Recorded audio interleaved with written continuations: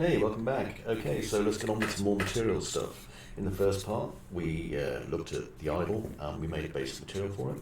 What we're going to do now is we're going to look at advancing our material knowledge because the mesh is an important part, don't get me wrong, very important part in Unreal Engine, but the material makes all the difference. It really does. Okay, so I'm just going to delete off all these physics assets I created. Hopefully you had some fun playing with stuff over here as well yourself. And I'm just going to move these out of the way just to make a little bit of space because we have another asset about to come in. So let's just move these out of the way. There we go. And I'm just going to open my browser. So I'm just going down to where I keep my folders. There we go. And we're going to be working with this one, the pillar. Okay. So inside of here you can see that we've got the pillar FBX file, and then we've also got, again, a load of textures, including this displacement, which we're not going to be using today. Okay, this was more the thing from Unreal 4.x back in the day. So we're going to be using everything except the displacement today. So first things first, let's go down to our assets folder, and inside here, I'm going to make a new folder called pillar. And remember, if I'm going a bit fast, that's fine. You can just hit pause, go back.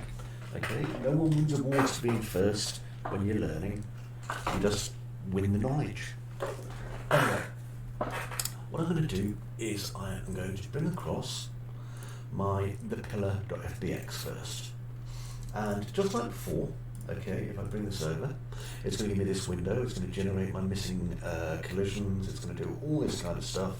Quite a big item. So if we click import, give it a second. Right, and this one's done something slightly different, and I'm going to explain to you why as well. But we've got two basic materials that have been created for it already this time, as well as having the pillar itself, this static mesh.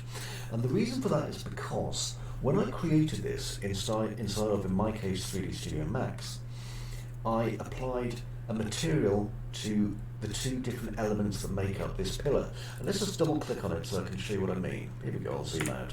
So one material was applied to the outer and one was applied to this little floating ball in the middle. Reason being that then I could use two materials to control how it looks.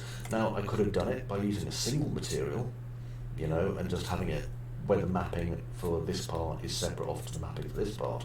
But I did it instead with two materials. And so what's happened, because I had two basic materials applied in 3ds Max, is it's given us this, okay, this mapped material, this two materials, whatever, okay?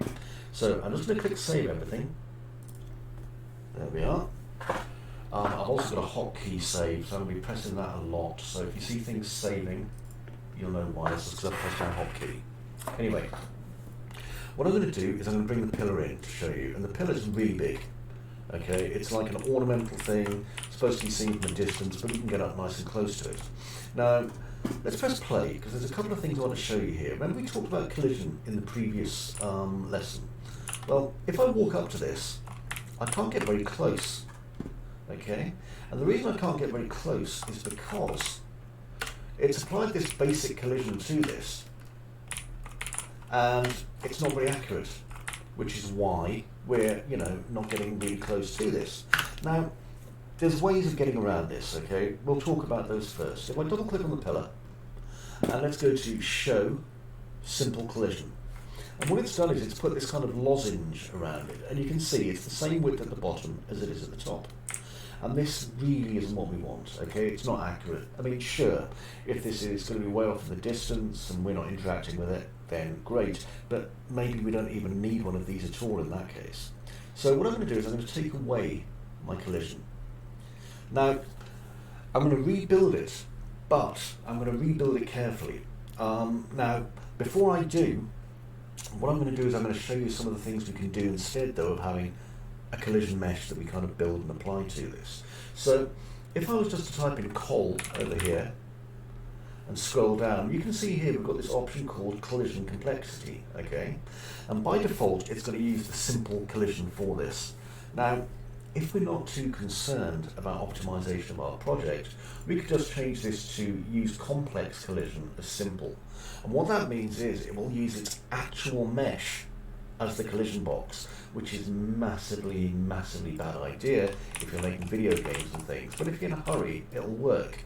So if I do a right click play from here now and run over to it, you can see I can get really close, and if I jump, it even pushes me back because it's sloping outwards. So we know that the collision's correct. Again though, this is a very bad idea, simply because it's going to be using a lot of polygons to calculate this, a lot of verts, and you know, this is extra calculation, and it does make a difference when you've got a complicated project. So let's click the arrow. There we go. Move it back to project default. Now, what we can do instead is we could say to this, well, I want an automatic collision generator that's more accurate. And we can do that. If I go to collision, auto convex, we get this convex decomposition section down here that allows us to build some collisions. So at the minute you can see it's got a hull count 4, max hull vert 16, hull precision 100,000. What that means is it's going to make 4 collision meshes. They're each going to have a maximum number of verts of 16, and the precision is basically its tolerance to a millimetre in the outside. Click apply. There we go, and what it's done now is it's created a kind of much more accurate representation of the collision here by creating 4 pieces. And if I just select, I can pull them out and you can see the kind of shapes it's created. Now this again may not be ideal. I mean, there's still a lot of polygons there. Control Z, just to get it back to where it was. Another thing I could do is I could go to collision, remove collision, and I could say, well, let's just have 1 hull count, but we'll give it 256 verts. Click apply. And now what it will try and do is create something more appropriate to what's going to fit. But the issue is always going to be one that, you know, do we need to get in this hole in the middle? If we do, we're probably going to have to build a more complicated collision ourselves. And so let me show you how I can, you know, do that. Now, this is by no means a very precise way of doing it. I do encourage you to do things yourself as well. But let's go to collision, and I'm going to add a box simplified collision, like so. Now, with my box simplified collision, I can make sure it's selected, and you'll notice I can move it around. And I'm just going to scale it a little bit, make it a bit smaller. And I'll turn the snaps off as well, okay, if I want more control than that. So let's just get this and just adjust it until it's about the right size.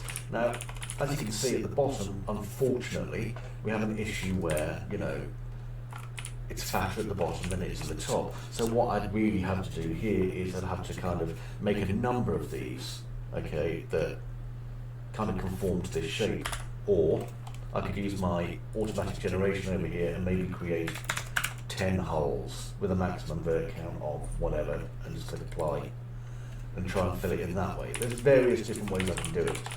Now, if I create some hull verts this way, I can get rid of the ones that I don't think are going to cut the mustard. So let's get rid of these.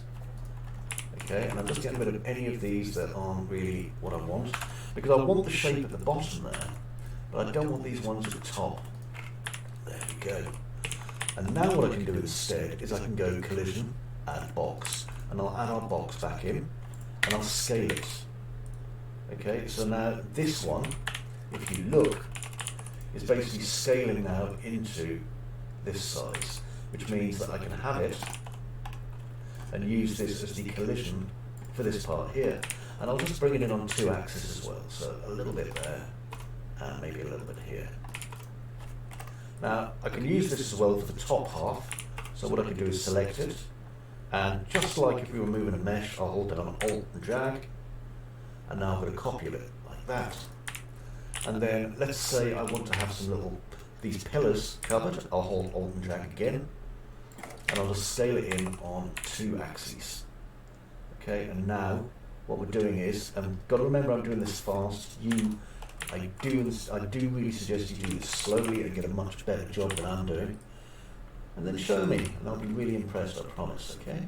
So let's get these in the right position, and then I'm going to copy it across. And remember, even though this looks a bit weird and a bit messy, you know, it's only an approximate. You can spend a lot longer tidying this than I can. There we go. So now what this means is that we have these collision meshes allowing us to go inside this space in the middle. And if I was to also add, so I'll just go to collision, add a sphere, and I'll just scale that in. And I'm sure you can see where I'm going with this. There we go. I can stick a sphere collision around the inside of this. And it means that that also now has a collision volume on the inside of it. So if I hit save, and I'm just going to drag this down through the floor in this case, so that we can get to it. A bit more. There we go. Now if I right click and play from here, I can walk up and walk inside it until it hits the collision volume where the sphere is. Okay, so this is giving us a lot more ability to create interactable surfaces, interactable surfaces, interactable meshes, okay, without it being really costly to the system. Now, what I'm going to do is I'm going to make a couple of copies of this. There we go. Whoops, wrong way. Like that. Perfect. And what I'm going to do now is I'm going to make a material for these. Now, in order to make this work, what I'm going to do is I'm going to destroy these two materials here. So if I just select both of them, hit delete, and what it'll do is it'll say they're being used. What are you doing, Chris? Well, that's fine by me, okay, but it's important to pay attention to this, see if anything's going to be ruined by it. It doesn't matter if I strip off these materials, so I'll just click force delete. And you can see it's gone back to our old grey that we've had in the past for the idle. Fab. Okay, so what I'm going to do next is I'm going to bring across these materials. Sorry, textures. So I'm going to get my albedo, my glossiness. I'll not bother with my specular. I'll take my roughness, metalness, normal, and my ambient occlusion, and drag them in. Now, little heads up while I'm doing this, okay, because this is a physics-based material system, avoid pure black and pure white. So avoid 000 colour, avoid FFF colour, because neither of those actually exist in nature. Okay, that's why it's really hard, you know, getting a black paint that's really black and a white paint that's really white. Real black, real white doesn't really exist in nature. Certainly not when it comes to like calculating our physics. So just be aware of that. Anyway, I've dragged these in. Let's make a new material. So we'll go to right-click, material, and of course, matte pillar outer shell. Okay, so that we know what it's going to be. And I'm going to open that up, and just like before, I'm sure that you'll be able to do this yourself really, really well without me telling you, but you know, I'm here now, so I may as well. I'm going to get my albedo, drag it in, connect the RGB to the base color. Here's my metalness. Connect that to the metalness. Here is my glossiness, which I'm going to use as my specular, just because. Here is my roughness, and you'll notice I've placed all my PDRs up together here. Then I'll put my ambient occlusion down here, so there's my ambient. And then finally, here's my normal map, just there. And I'm going to put the RGB of that into my normal. There we go. Now, again, if I want to preview what it looks like, I'll select the pillar, I'll just click here, and you'll see that we end up with this kind of really shiny material on this, but it's not on the right object, it's on the inside part, and that's because this has a lower material ID value than this one does. Something to be aware of when you're creating things. Well, that's okay, it's not going to cause me to have any nightmares or anything. Let's get this fixed up. So I want this on the outside of the pillar, not the inside, like that. So what I'm going to do is I'm going to open up the pillar, and I'm just going to hit highlight to show me which one's which. There we go, I can see element 1, not element 0 is the outside, and I'm going to drag matte pillar outer shell to that, and hit save. Excellent, that is now done. Right, so if I close this down now, we can see that this is looking like it should, and if I play from here, we can see that it's got all those weird cracks and things in, but apart from that, it looks excellently cool. Alright, what about that thing on the inside? Well, we don't have any textures for that, we don't have anything prepared. But that's okay, because we can create the entire thing procedurally, more or less, just by using numerical values rather than using textures. Because this, we want to be a weird, glowy thing that's going to be cool, yeah? So, let's tidy this up first. Right-click, new folder, materials, right click, new folder, meshes, right click, new folder, textures. Okay, and let's just tidy this up. So I'll put all my textures inside my textures folder, my materials in there, and my mesh in there. Okay, now let's have a look at putting something on that little ball that's sitting in there doing nothing. So to do that, if we go into our materials, and I'm just going to make sure everything's saved. There we go. And I'm going to create a new material. And this one's going to be called Matte Master, and there's a reason for that. Emissive, and I'll just not use anything else. So Matte Master Emissive. Okay? And let's just save the name of that. So, what I want is I want this ball to glow. And if you look, you can already probably see we have an emissive colour here, okay? So if I was to use my hotkey 1 and click, just to get a single constant value, I could feed that into my emissive colour, and I could give it a value of, let's say, 1. And that will give us a faint glow, okay? Very faint. Let's see how that looks there. Now, in order to apply it to this, I'm going to have to open up my actual mesh. So I'll go to my meshes. And if I just open my mesh, there we go. And then come back and get my material, I'll apply my Matte Master Emissive to element 1, sorry, 0. And you can see that it is glowing. It's just glowing kind of weakly. It's not really strong, yeah? Well, that's okay. We can work on that now. Okay, we can make it do cool stuff. So let's go into our Matte Master Emissive. And let's say, well, 1's cool. What about 100? And I'll just hit save, just to compile it.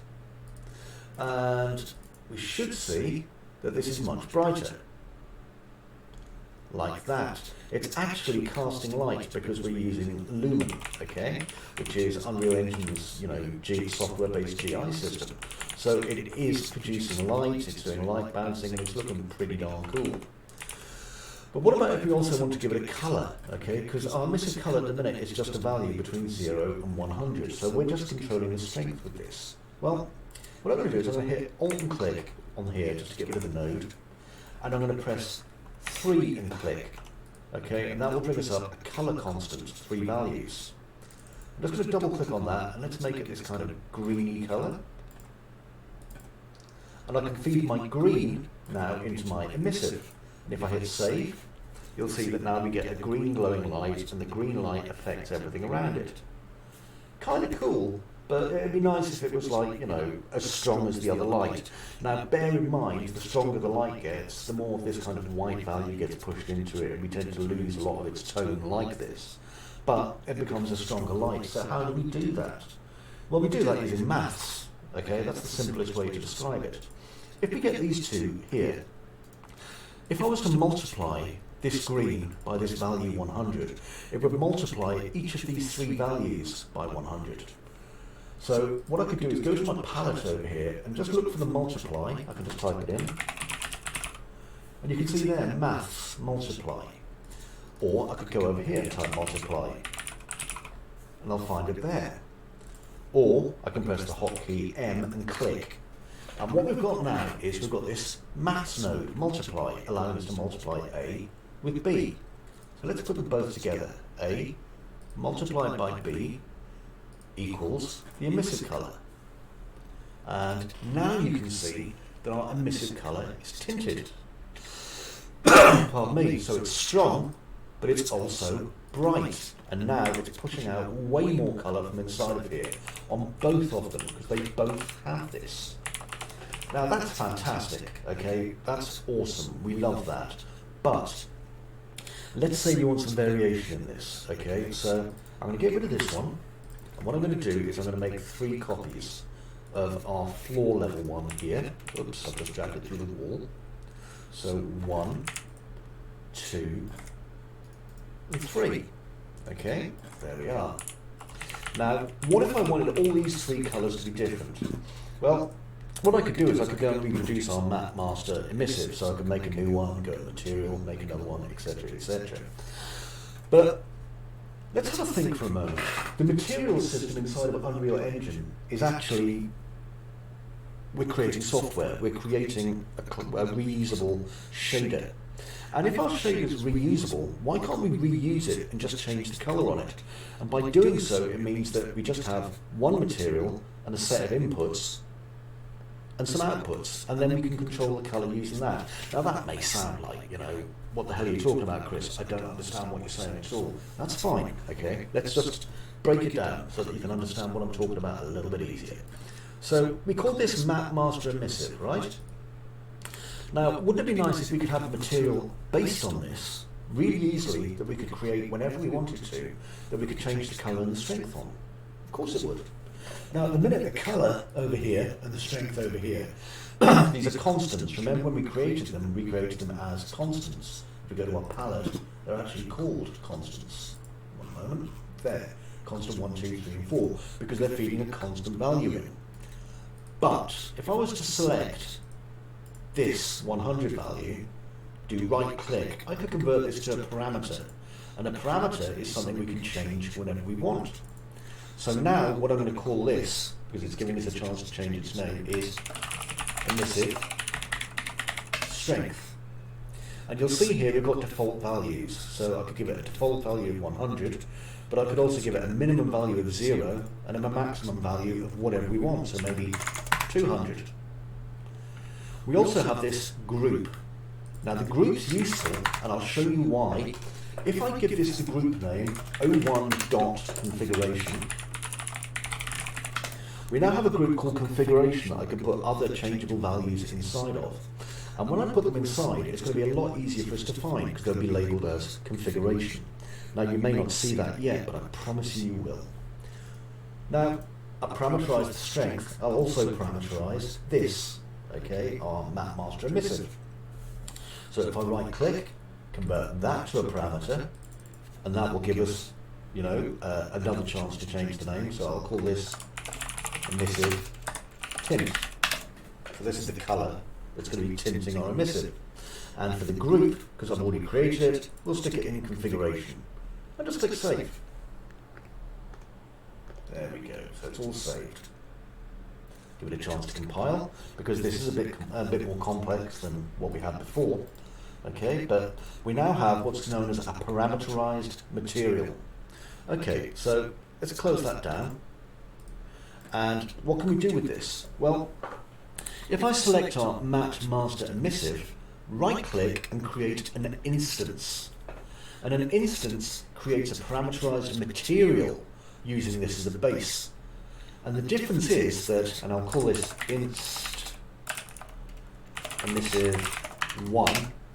The difference with this is it's the same output, but if I double click on it, it's only got two real inputs we need to change. Emissive strength and emissive tint, those two parameters that we created before. So if I select both of those, that means we can edit them. And now if you look, I can actually get a live feedback on changing these things. There we go, so this one can now be blue. And if I click save, I can now drag this onto the light in the middle, and I've got a parameterized blue one. I can create another one, Control C, Control V for my emissive, and now I've got inst emissive 2. And in that one, I'll create this one as this colour. And I'll make it much, much dimmer, because I can. There we go, save. And if I drag this one here onto there, now we're using one material, okay, it may not look like it, but we're using the map master emissive, and we're using two instances that are parameterized, and they are controlling the colour on the inside of this. So if we play from here now, you can see the colours tinting our character's outfit as we walk between them. All controlled by just one simple material. And if you think about it, there's so much we can do with this, okay, that you may not have realised straight away. We can use parameters to control so many functions inside of the materials in Unreal Engine. We could create parameters, for example, Let me just load this up to show you. Hang on a second, it's being a bit slow. There we are. So let's say we're using matte pillar outer shell over here, and we have our base colour, which is controlled over here by this. Now, if I was to hold down 3 and click, just to create this rather nice constant vector, and I'll give this a base colour of a mid-range grey. There we go. Click OK. What I could do is I could multiply these together again, so I'll press M and click. And I can feed both these values into this multiply, because they're compatible, and then move them to this base colour down here.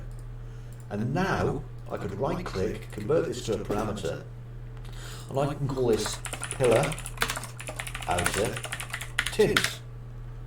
I'll give it a group name. Again, I'll call it 01 config. And the reason I do that is because it's listed by numerical, then a letter. So if I call it 01, it's going to be at the top.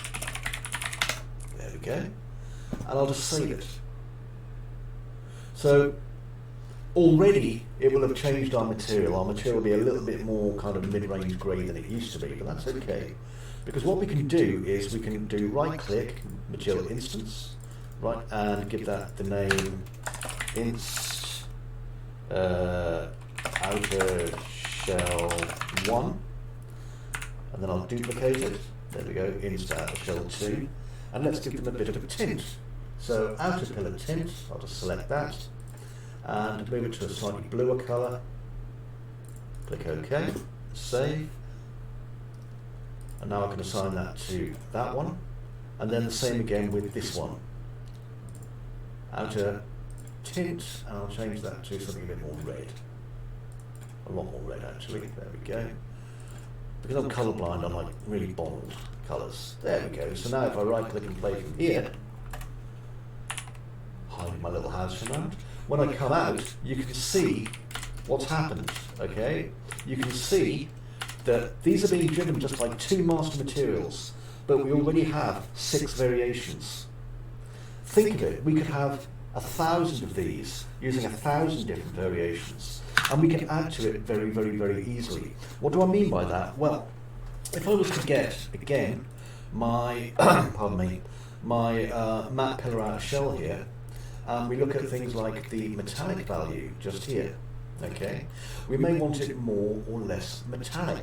So what I could do is I could hold down the number 1 just to give us a straight value, and let's say we're going to multiply everything by 1, so nothing's going to change. Hold down M, connect these 2 together, and then empty this into my metallic.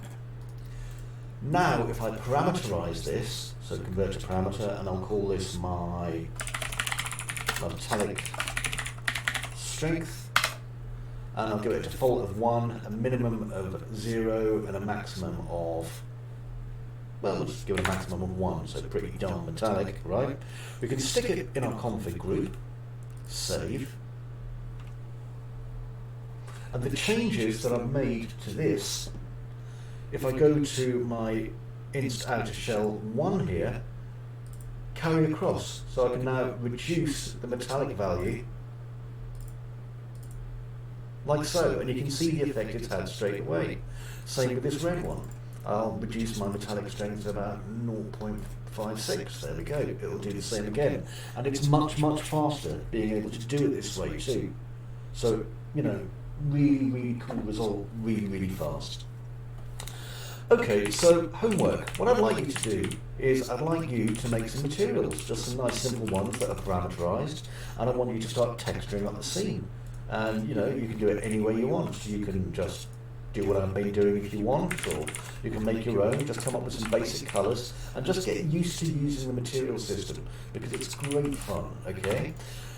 We'll come back to the material system in some more advanced lessons at some point, but for the minute, this is a good place to start. And in the next one, okay, the next lesson we're going to be looking at, we're going to be looking at actually animating some materials and doing some cool things like that. So, thanks for watching, and I will see you in the next part. Until then, have great fun with your game engine and doing some cool things. Bye bye for now.